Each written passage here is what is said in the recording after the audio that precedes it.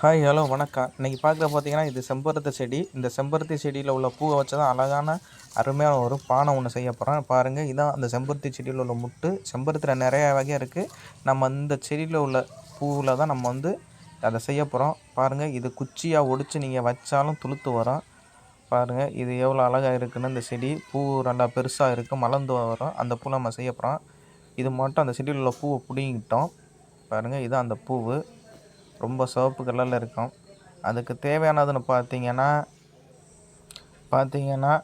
அதில் தேவையான பொருட்கள் பனை, வெல்லம், ஏலக்காய், பூ.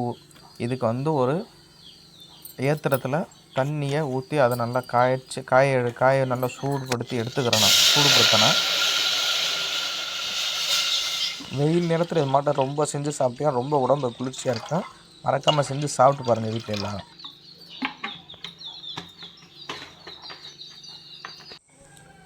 இது பார்த்தீங்கன்னா, அந்த பனை வெல்லத்தை நல்லா இடித்து எடுத்துறணும். ஏன்னா தண்ணியில் கரையாது, அப்படியே முழுசா போடக்கூடாது. இப்போ தண்ணி பார்த்தீங்கன்னா, நல்லா பப்ளுஸ் கொதிக்க கிளம்பிருச்சு. அதில் நம்ம இடித்து வச்ச ஏலக்காயை போட்டுக்கிறணும். போட்டுக்கிட்டு பின்பு தான் அந்த சர்க்கரையை சேர்த்துறணும் ஃபஸ்ட்டே. ஏன்னா சர்க்கரையை ஃபஸ்ட்டு ஏன்னா சேர்க்குறோம்னா, இது கரைய கொஞ்சம் லேட்டாகும். கட்டியாக இருக்கிறதுனால இடித்து வைக்கிறதுனால. அதனால் போட்டிங்கன்னு வச்சிங்கன்னா, கொஞ்சம் நேரத்தில் அதில் தண்ணியுடைய தன்மை கலரே மாறிடும். அந்த பனை வெல்ல கலருக்கு வந்துடும். பார்த்தீங்கன்னா, அருமையான கலரில் வந்துடும். பனை வெல்லத்தை நீங்கள் அதிகமாக யூஸ் பண்ணிங்கன்னா ரொம்ப நல்லது உடம்புக்கு.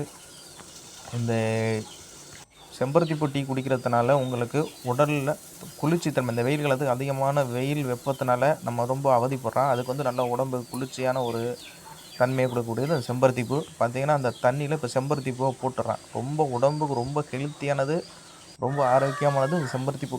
நீங்கள் பார்த்தீங்கன்னா நிறைய கடையிலலாம் இதை செம்பருத்தி டீன்னு சொல்லி விற்கிறாங்க. அதிகமாக ரேட் கொடுத்து நம்ம காசு கொடுத்து வாங்கி குடிக்கிறோம். இது நம்ம வீட்டிலேயே இந்த செம்பருத்தி செடியை ஊனி அதில் உள்ள பூவை பிடுங்கி சும்மா பச்சையாகவும் சாப்பிட்லாம்.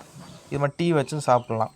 பார்த்திங்கன்னா, அடுத்தது இந்த பூ எல்லாம் போட்டு காய வச்சது நல்லா வடிகட்டி எடுத்து நம்ம ஆற வச்சு சாப்பிட்டா ரொம்ப டேஸ்ட்டாக இருக்கும். பாருங்கள், டீ தூள் போடாமலே டீ தூள் போட்ட மாட்டம் இருக்குது பாருங்கள். ரொம்ப அருமையாக இருக்கும். வீட்டில் எல்லோரும் இது பண்ணி பாருங்கள். இந்த வீடியோ பிடிச்சிருந்தா நீங்கள் சப்ஸ்கிரைப் பண்ணுங்கள்.